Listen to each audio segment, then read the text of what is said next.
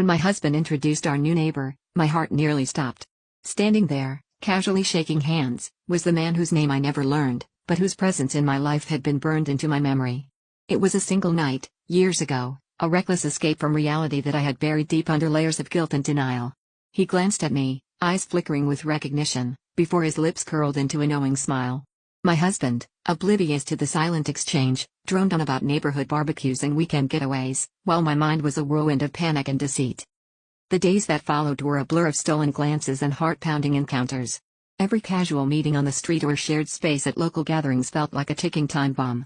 My husband, blissfully unaware, was thrilled to have finally found a friend who shared his love for fishing and football.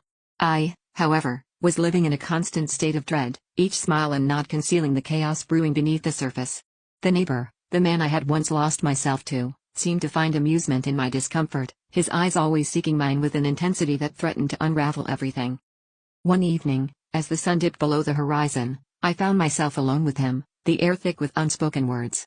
He leaned in, his voice a low murmur that sent shivers down my spine. "You can't keep running forever." His words were a direct hit to the fragile bubble of denial I had crafted around myself. My heart raced as the weight of my secrets pressed down on me. The thought of my husband finding out, of losing the life I had meticulously constructed, was a nightmare I couldn't bear to entertain. Yet, there was an undeniable pull towards the danger, a temptation to revisit the reckless abandon of that night. The final blow came during a neighborhood party, laughter and music masking the tension that simmered beneath the surface. In a moment of reckless desperation, I confronted him, my voice barely above a whisper. "What do you want from me?" His response was unexpected, a revelation that shook me to my core. "I want nothing, you're the one who can't let go." It was then I realized the true source of my turmoil wasn't the risk of exposure, but the internal battle between desire and duty, a conflict that had been raging long before our paths crossed again.